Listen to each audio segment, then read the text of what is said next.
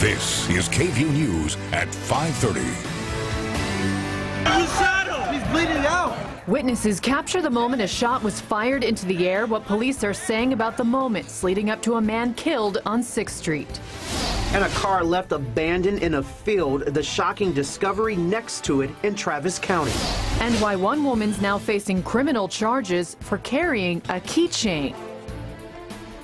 And good evening to you. I'm Brandon Jones. And I'm Chris Betts.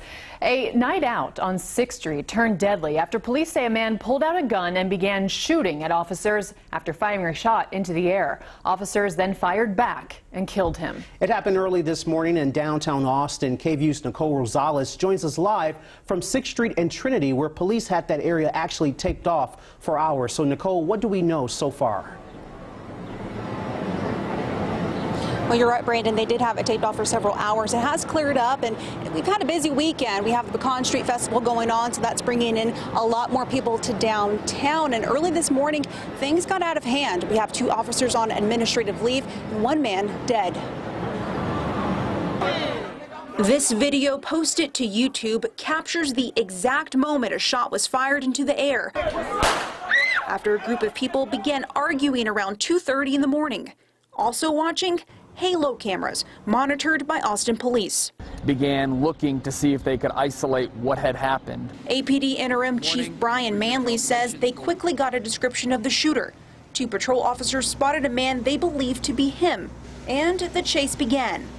Police say while running after him, though, the man pulled out a pistol, turned around, and shot at the officers, which led to this. Y'all shot him dead. And you shot him. He's bleeding out. Crowd standing by as police fired back at the man, striking him. Police officers don't wake up and go to work wanting to be involved in critical incidents. The man was pronounced dead at the hospital just 30 minutes after the initial shots were fired. This is a tragic event that this community, we've seen it before, and unfortunately we see this in communities around the country. So far, APD says the evidence does support the officer's story. They are, in fact, consistent with the ammunition that was in the weapon that we recovered from the suspect in this incident. The officers involved are on administrative leave as the investigation continues. Now, we don't know the names of those 2 officers involved, but we do know one of them served 18 years with the department and the other 7. Chief Manley says if you have any information about this shooting or have video you can share, to contact police. Live in downtown Austin, Nicole Rosales, KVUE News. All right, thank you so much, Nicole. And Travis County Sheriff's deputies continue to investigate an overnight homicide in northeast Travis County. KVUE's Jason Puckett joins us live from Greg Lane with the latest. Jason. Well, Brandon, we're told this may have been a family matter. Now, deputies tell us they first received calls of a car that had been stopped off the side of the road here in northeast Travis County. We're actually standing in the path that we're told the car took through this cornfield before driving down through a brushy area and winding up near a creek. Within hours, deputies had arrived and found a man in his 40s shot dead lying next to the car. They tell us they arrested the still unidentified victim's son, 23-year-old Tobias Sauls. We're told he was brought in for questioning, and his answers led officials to take him into custody. Now, they aren't giving much detail as to why this may have happened or how the man and his car wound up here. They do tell us that part is still under investigation, made even more difficult by the remote area.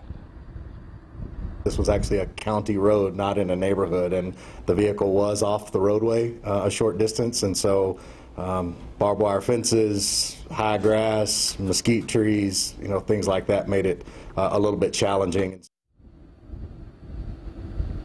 And that's why we're told deputies purposefully stayed at the scene multiple hours until the sun had, of course, come out and all the details could be gathered. We're told also that they have taken the car that was found into custody. Right now, they're awaiting a search warrant to look into that for evidence as well. We will, of course, bring any updates on this story as it happens.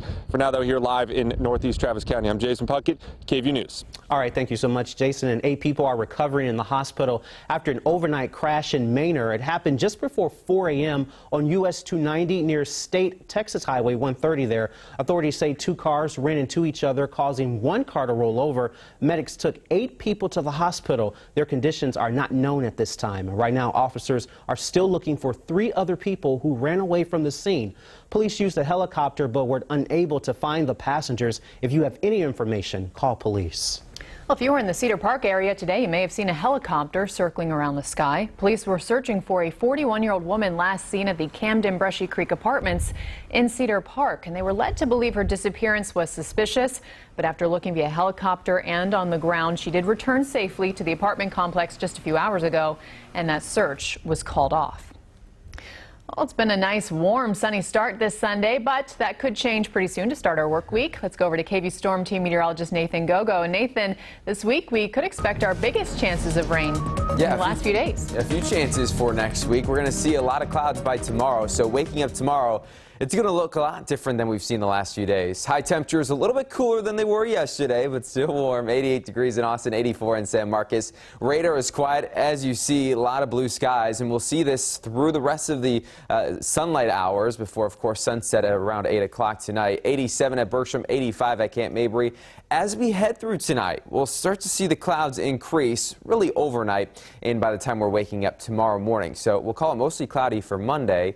And then as we head into Tuesday, that'll bring our next chance for some rain. We'll talk about that with our hour-by-hour forecast in a few minutes, guys. All right, thank you so much, Nathan. Well, the University of Texas community is saying goodbye to one of their own today. Dr. Peter Flahn died in his home overnight at the age of 91, and that's according to family members. Flahn served as the president of the university from 1979 to 1985 and taught geology. The Flahn Academic Center is named on campus, is named after him there. He also served as president of the University of Texas at San Antonio. Now, UT President Greg Finves released a statement saying, quote, Peter was a visionary leader at UT, a beloved friend, and a wise counselor to me and many university presidents.